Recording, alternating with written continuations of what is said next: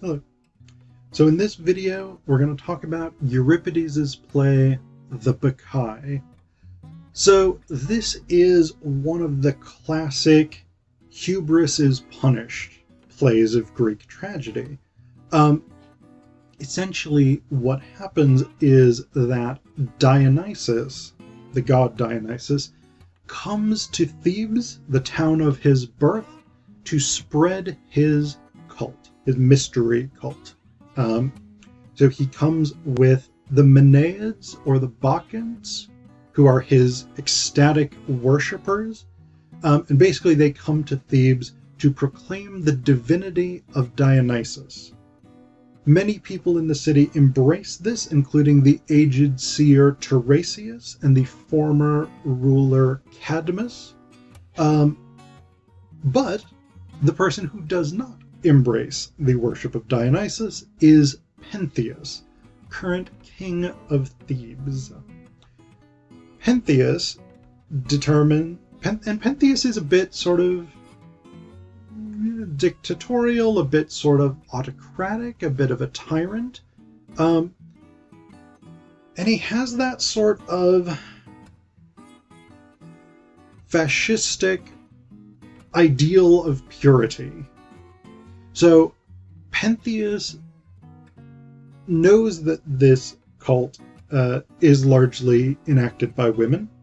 He knows that wine is involved. He knows that sort of freedom and liberation and sexual freedom and so on are involved.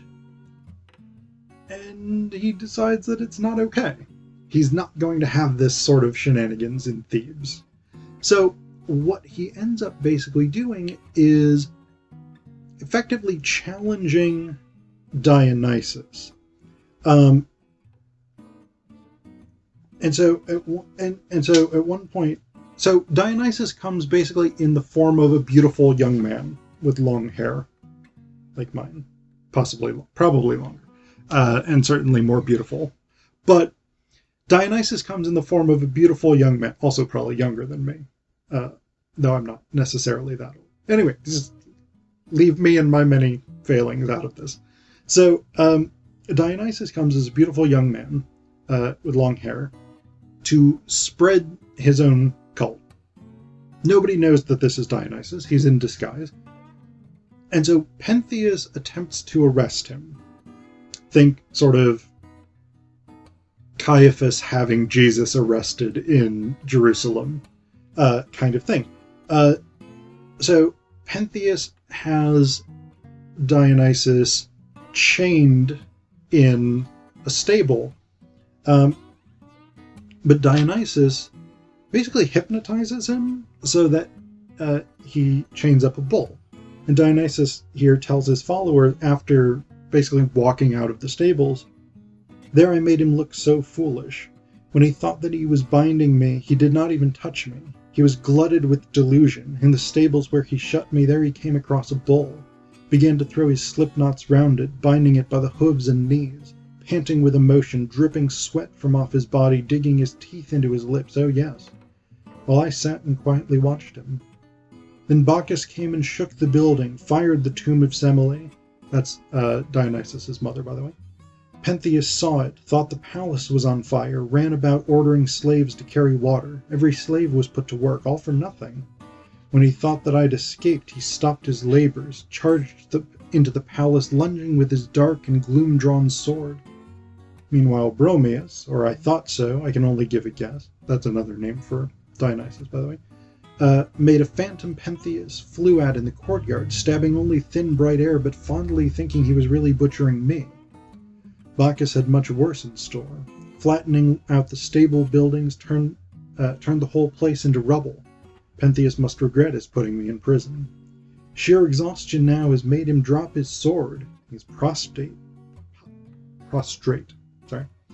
Not surprising, seeing a man has challenged a god. As for me, I calmly sauntered out of the house here to you, without a second thought for Pentheus. Ha! It sounds as if his jackboots stamp along the hall. The Lord will show himself. What will he say after this? Let him come snorting tempests, I shall be the soul of peace, a cool detachment, is the thing a man of wisdom ought to bring. So basically Dionysus here has tricked Pentheus into tying up a bull in his place and has sort of created these phantoms that he's been attacking with his sword and things like this. But this isn't sufficient for Dionysus, because Pentheus has challenged him and his divinity. He has to go further. Pentheus has to suffer greater consequences for his arrogance. And so Dionysus, again, basically hypnotizes Pentheus and convinces him that it would be wrong to attack the Menaids without actually seeing first what they're doing for himself. And there's a bit of sort of sexual titillation here, because Pentheus, again, imagines that these are orgies in the modern sense of like lots of people having sex, rather than in the more traditional sense of like ecstatic dancing and drinking wine and milk and honey and things like this in celebration of Dionysus's divinity. So basically, this is sort of voyeurism / military reconnaissance. And Dionysus convinces Pentheus that if he goes to the mountains and the woods where the Menaids are worshipping, if he goes dressed as himself, they'll catch him, and then who knows what they'll do to him. So Dionysus convinces Pentheus to dress as a bacchant, to dress as a woman, to put on a dress, and do hair and makeup and things like this, and then carry the symbols of Dionysus into the woods to observe the Menaids. But when Pentheus goes into the woods, Dionysus hypnotizes the Menaids, and basically, like, he reveals Pentheus is there, but he makes the Menaids believe that he's a wild animal, and they attack Pentheus, particularly Agave, who is Pentheus's mother. So she actually tears her son's head off. Like, the Bacchants rip Pentheus apart with their bare hands, and they start ritualistically consuming his flesh.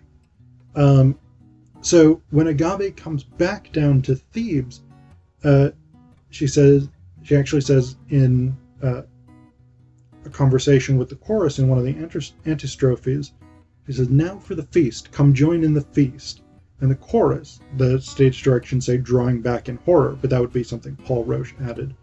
The chorus says, "The feast, deluded woman." I didn't inflect that right, but you get that sense of horror. So this is what in Greek is called sparagamos and omophagia, which is a ritualistic tearing apart of a sacrificial animal and then a feasting on the raw flesh. By the time the Bacchae was performed, by the 5th century BCE, this had become, I think, less central to Greek religion. So tearing apart a live sacrificial animal and consuming the raw flesh, it was something that was done. It was not necessarily done to human sacrifices in the period when the Greeks had human sacrifices, but it was something that was done. And so Pentheus here becomes a sacrifice to Dionysus's divinity. But it's a perverse sacrifice because, again, it's a mother destroying her son and consuming some of his flesh. It's a parody of the sacrifice of an animal with a human sacrifice in this case. And so it's a perverse sacrifice on Dionysus's part. But then here's the thing that really kind of bothers me is that at the end, Dionysus then passes sentence on all of Pentheus's family. So Agave is exiled. Cadmus is sentenced basically to be transformed into a worm. So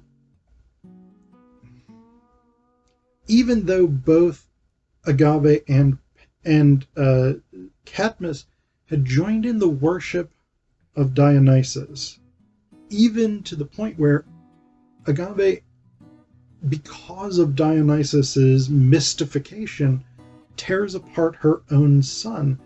They each get punished by Dionysus because of Pentheus's rejection of Dionysus.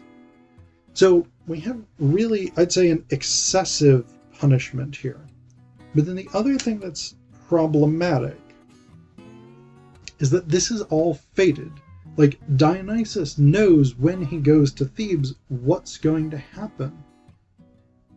And so there's the question. This is the free will versus determinism issue. This is the Oedipus issue in a way. But the issue that Oedipus raises in Oedipus at Colonus. If Pentheus was fated to reject Dionysus's divinity, is it fair to punish him for that? And we know that Dionysus is aware of what's going to happen from the beginning, because early in the play he says, like it or not, this city has to learn what it is to go through true conversion, to the rites of Bacchus. So do I defend my mother's cause, making mortal man endorse the fact that I am a god, and born to her of Zeus. You know that Cadmus makes his grandson Pentheus king with all the kingly perquisites, that Pentheus opens war on deity in me, wards off his sacrifice, cuts me off from his prayers. Very well. I will show myself to him and all of Thebes a god indeed, and when everything that has happened as I wish, I'll remove myself to another land and there reveal myself. If the town of Thebes becomes inflamed and tries to oust my Maenades from the mountains, I shall go out there myself and lead my Bacchants in the battle. That is why I am in this mortal form, changed into the semblance of a human being.